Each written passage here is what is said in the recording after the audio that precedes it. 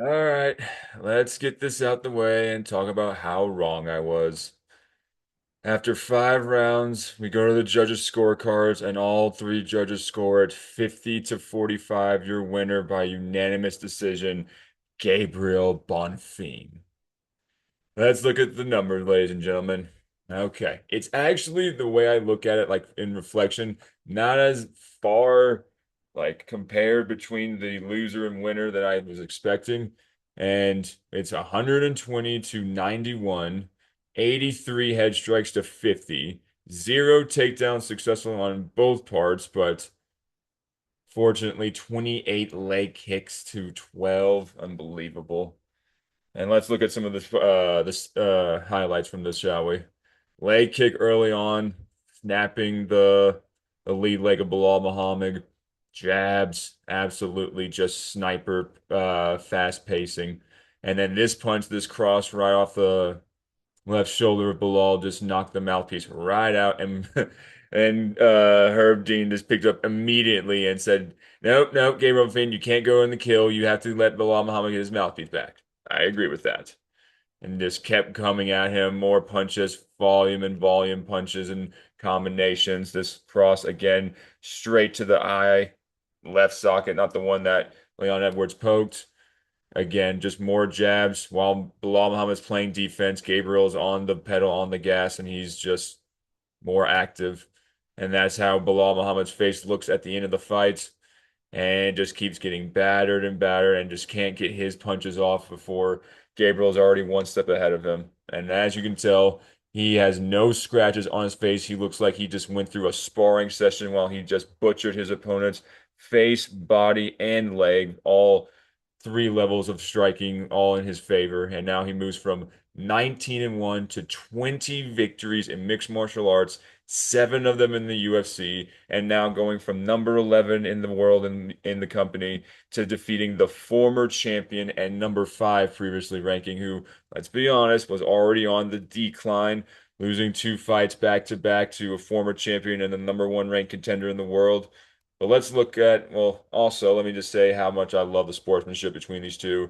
The respect that they showed even after one was clowning him during the middle of the fight, and it was all, in my opinion, it's all gamesmanship, just ring psychology, just trying to get in the head of your opponent. But then once the final horn rings and the fight's over, it's all respect. And I've seen Gabriel Bonfim fight in person, and in my opinion, he and his team and his group, they are always respectful, no matter who the opponent is, no matter where they're fighting. They're good people, and I'm glad that they got this humble victory in this matter of a main event caliber.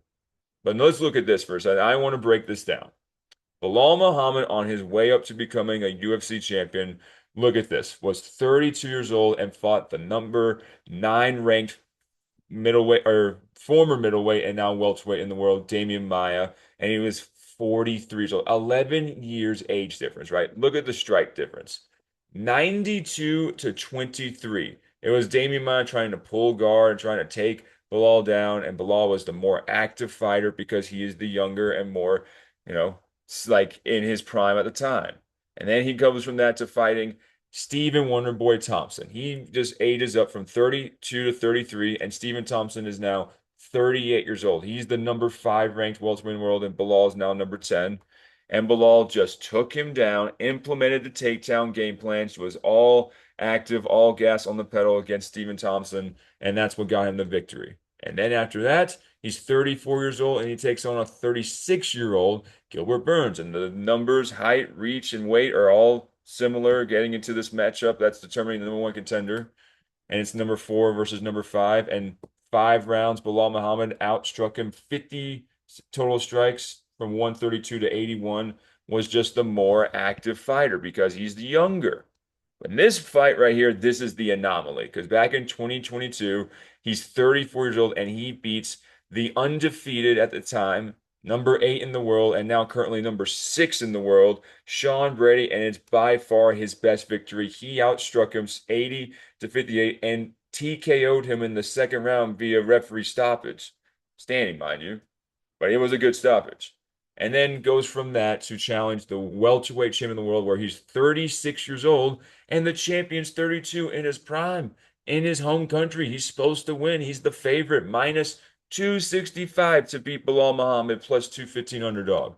And he was on him, 9 takedowns, 192 strikes, doubling his opponent's 89 total if you compare both the other.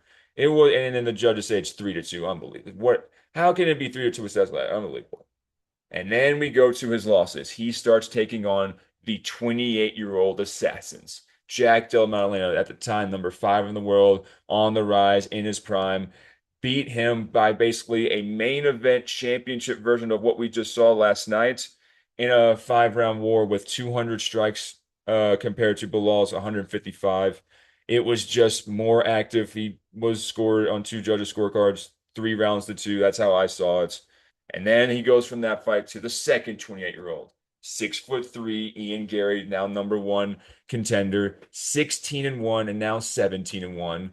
It was very close. The striking numbers were pretty close, but we know that the better punches were landed by Ian Machado Gary, and the judges looked at it from that point, and 2 of them even gave it 30-27.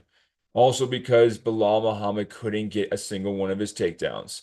And from that, he goes on to face the Gabriel Bonfim, 28-year-old, latest opponent that is in this prime of his career, coming up 120-91, like we said before. And this time, Belal Muhammad only went for 2 takedowns compared to the Ian Gary fight, his last contest, where he went for 7.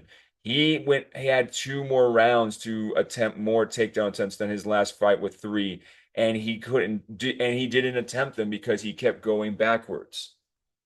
And unfortunately, Gabriel Bonfim proved me wrong, and he is going into the top 5 as of Tuesday this week. Congratulations.